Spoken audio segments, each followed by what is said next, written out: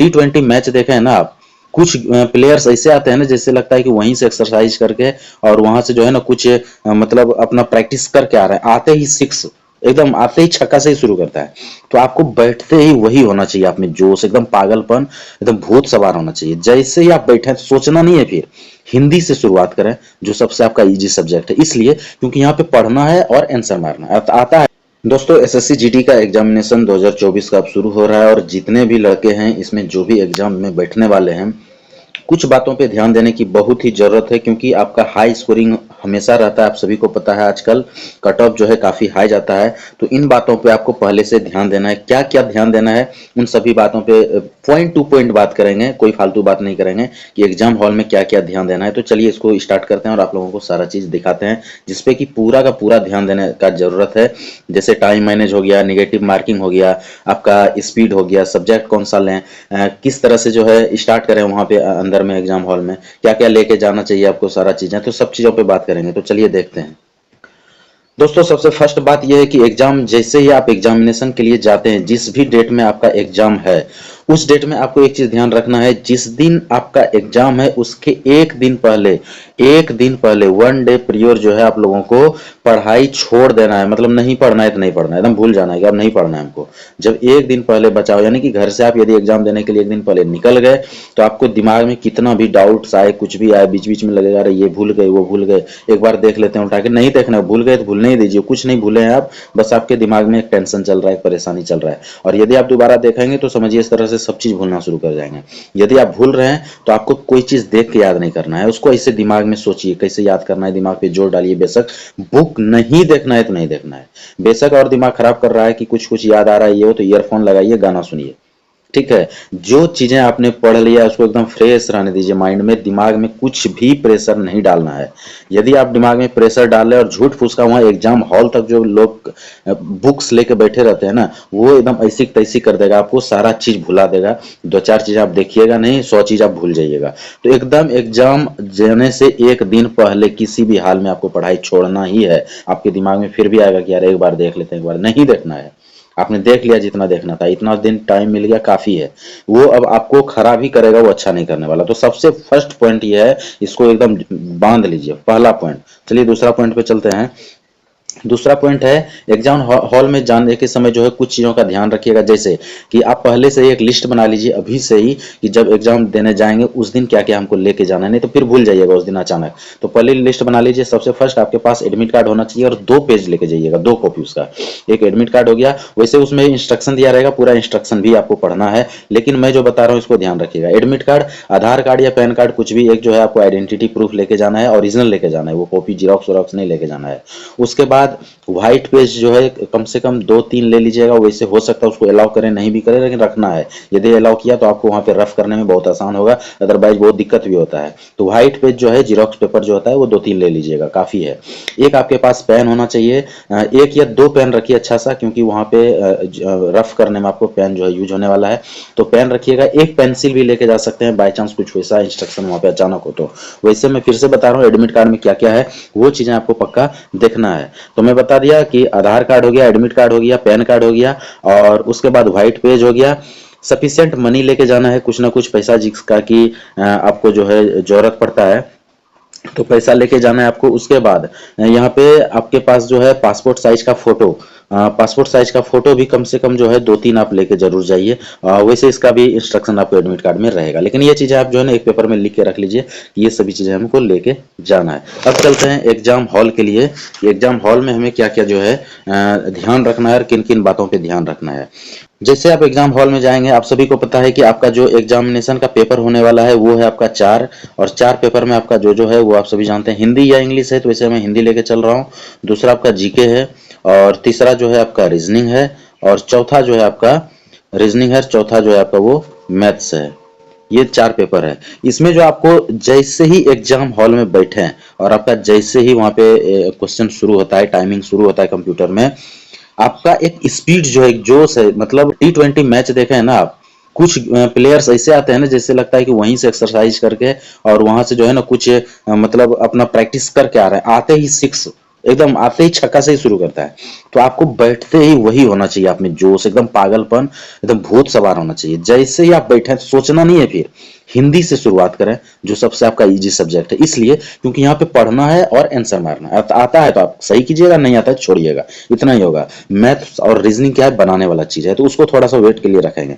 और हिंदी ये नहीं कि इसमें दिया हुआ है कि आप जो है इनमें से चार सही कौन सा, ऐसे नहीं पढ़ना है भाई। पिकअप, इनमें से कौन सा सही है, फटाक से पढ़े क्या दे, मतलब एकदम पिकअप, एकदम फुल जितना स्पीड है आप में वो पूरा स्पीड झोंक देना। यही तो है इम्तिहान बोला जाता है इसको। ठीक है, एग्जाम इम्तिहान है वो। इम्तिहान में आप कितना जान लगा सकते हैं वो इम्तिहान के दिन दिखता है। आप क्या पढ़े नहीं पढ़े वो वहीं दिखता है। ये नहीं कि पढ़े बहुत अच्छा और वहां आप इम्तिहान में नहीं लिख पाए, सब कहानी खत्म है आपका। तो एकदम जान लगा देना, स्पीड पकड़ना है, फुल स्पीड पकड़ना है। और वहां पे एकदम तुरंत क्वेश्चन पढ़े, सही गलत जो भी पता है बनाइए। थोड़ा सा स्ट्रेस डाल सकते हैं दिमाग में, बन रहा है तो ठीक है, अदरवाइज नेक्स्ट पे जाइए। और ऐसे करके फुल स्पीड में आपको हिंदी को खत्म करना है। तुरंत जीके में घुसना और वही सेम स्पीड जीके में भी रखना है। और कोशिश करना है कि वन अटेम्प्ट में मतलब टिक कर दें। ये नहीं कि मतलब यदि फर्स्ट में जैसे क्वेश्चन पढ़े तो आपको क्वेश्चन सही आंसर पता चल जाना चाहिए यदि आप अच्छे से पढ़ाई कर रहे हैं।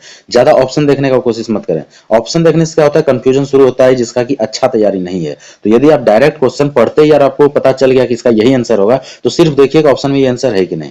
ये नहीं कि कंफ्यूजन वहां से शुरू हो जाए। और फुल स्पीड वहां पे भी रखिए। और जीके को भी एकदम कम पूरा कोशिश कीजिए जितना जल्द से जल्द वो खत्म हो। और इन दोनों सब्जेक्ट पे एकदम मिनिमम टाइम देना है आपको, हिंदी और जीके, क्योंकि पढ़ना है आंसर मारना, इतना ही होगा।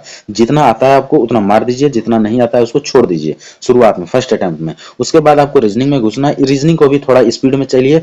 रीजनिंग में भी आपका मैक्सिमम क्वेश्चन यानी कि 75% क्वेश्चन ऐसा रहता है जो कि तुरंत बनता है। 25% क्वेश्चन आपका रहता है जो टफ होता है। तो 75% क्वेश्चन को फटाफट डील कर लेना है। उसके बाद 25% में जोड़ लगाना है। और कोशिश करना है कि मैक्सिमम मार्किंग होना चाहिए रीजनिंग में आपका, एकदम नहीं छूटे, एकदम नहीं छूटे। मैक्सिमम मार्किंग यानी 100% कोशिश कीजिए मार्किंग करने का। और उसके बाद जो है आप जब यहां तक आपका हो जाता है, और यदि हिंदी जीके में आपका ज्यादा कुछ छूटा है तो एक बार आप फिर से हिंदी जीके को देख लीजिए। बस खाली जो जो छूटा है उसको देखिए और फटाफट पढ़ते जाइए। यदि कुछ बनता है तो पक्का है कि एक दो क्वेश्चन फिर से आपका बनेगा।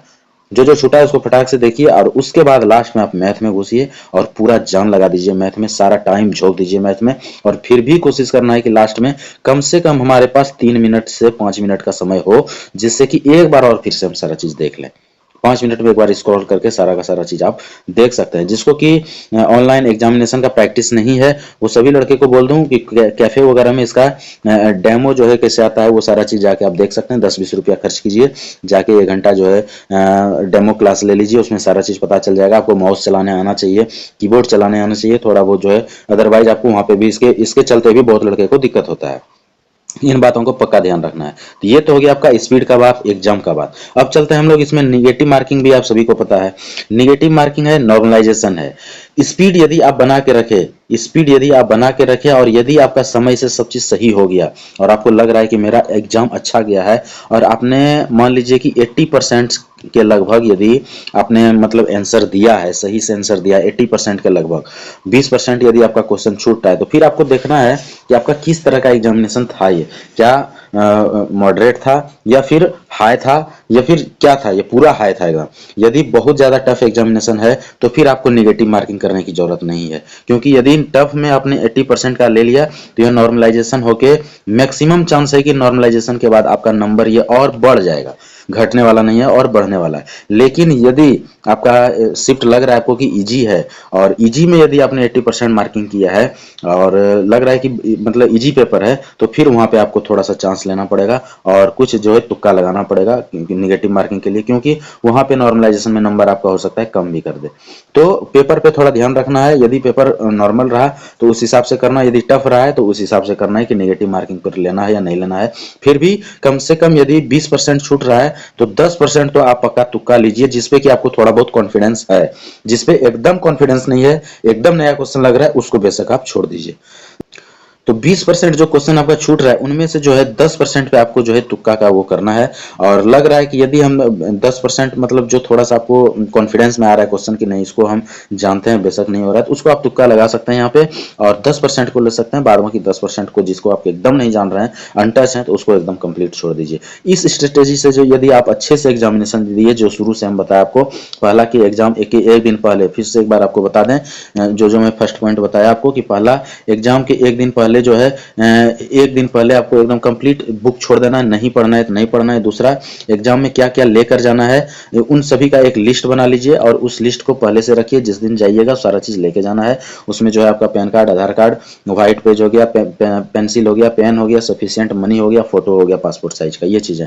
तीसरा है आपका स्पीड, एग्जाम हॉल में स्पीड कैसे रखना है, किस स्पीड से बनाना है और कौन कौन सब्जेक्ट फर्स्ट में लेना है, हिंदी, जीके, रीजनिंग, मैथ, ये मेरा है। बाद बाकी आप अपने से भी सिलेक्ट कर सकते हैं, कोई दिक्कत नहीं है। उसके बाद निगेटिव मार्किंग पे आपको कितना ध्यान देना है, क्योंकि नॉर्मलाइजेशन का यहाँ पे बात होता है। तो यदि टफ पेपर है तो निगेटिव मार्किंग नहीं लेना है, और यदि इजी पेपर है तो निगेटिव मार्किंग लेना है। उसमें भी जिस पे कॉन्फिडेंस है उस पे आप लीजिए, जिस पे कॉन्फिडेंस नहीं है उसको आप टच मत कीजिए।